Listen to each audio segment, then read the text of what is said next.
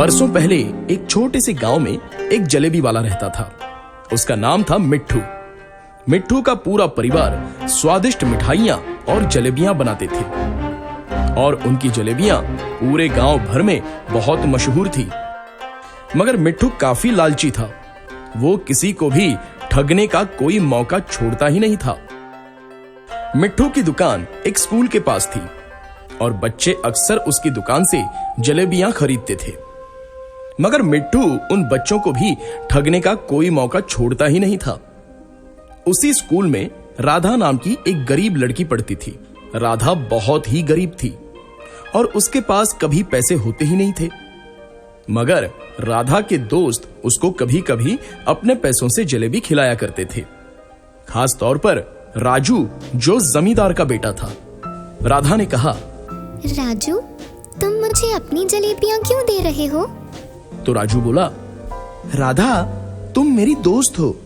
Teacher कहती है कि बांटने से सुख मिलता है, तो तुम्हारे साथ जलेबी बांटकर मैं भी खुश हो रहा हूं। एक दिन बहुत तेज बारिश हो रही थी और स्कूल की छुट्टी थी। राधा अपने घर में बैठी काम कर रही थी और उसकी मां ने देखा कि घर में चावल खत्म हो गए हैं। तो राधा की मां ने कहा, बेटा, ये सिक्के लो और जाकर बाजार से थोड़े चावल ले आओ। मैं खाना बना लेती हूँ। तो राधा ने कहा, ठीक है माँ। ऐसा कहकर राधा बाजार की ओर निकल पड़ी। जैसे ही राधा अपने स्कूल से गुजरने लगी तो उसे पास के दुकान से गरम गरम जलेबी की महक आने लगी। राधा के मुंह में पानी आ गया। राधा ने मन ही मन में कहा, ओह, क्या स्वादिष्ट जलेबी है।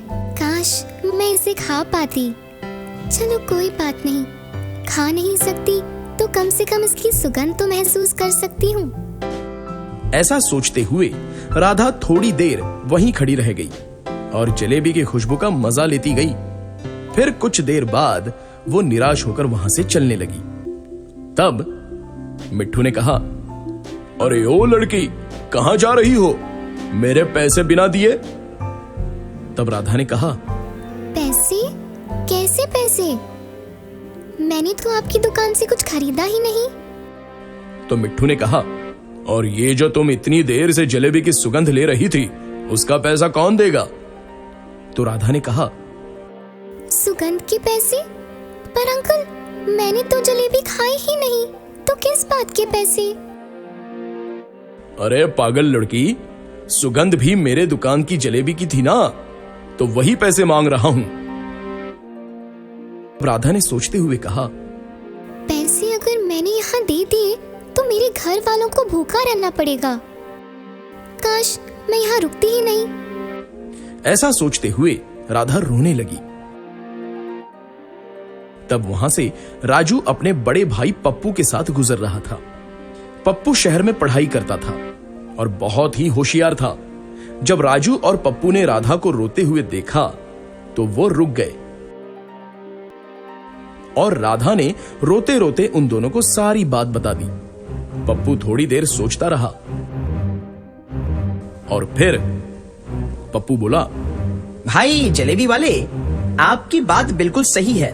सुगंध तो ली है, तो पैसे तो देने होंगे। राधा हैरान होकर पप्पू को देखती रही। तो पप्पू ने कहा, चलो राधा, जिद मत करो, पैसे मुझे दे दो, मैं अंकल को दे देता हूं। राधा जोर जोर से रोने लगी और ये देखकर काफी भीड़ जमा हो गई। फिर राधा ने अपने पैसे पप्पू को दे दिए। पप्पू ने उन सिक्कों को अपनी मुट्ठी में रख लिया और उन्हें बजाने लगा। पप्पू ने कहा, अंकल, आपको सिक्कों की आवाज सुनाई दे रही है? तो मिट्ठू बोला, हाँ हाँ, दे तो रही है बेटा। तो पप्पू बोला, ठीक है अंकल, शुक्रिया। ऐसा कहकर पप्पू वहां से चल दिया। तो मिट्ठू ने चिल्लाते हुए कहा, अरे ओ, रुको रुको, पैसे तो देते जाओ। तो पप्पू ने कहा, काहे के पैसे अंकल? आपने पैसों की आवाज तो सुन ली ना, तो समझ लो आपके पैसे मिल गए। तो मिट्ठू बोला, ऐसे कैसे? तो पप्पू बोला, ठीक वैसे ही जैसे आप राधा से जलेबी की खुशबू के पैसे ले रहे थे। पप्पू की बात सुनकर भीड़ जोर जोर से हंसने लगी और मिट्ठू को कोसने लगी कि वो एक गरीब बच्ची को भी ठगने से पीछे नहीं हट रहा था। मिट्ठू को शर्मिंदा होना पड़ा और अपनी जान बचाने के लिए उसने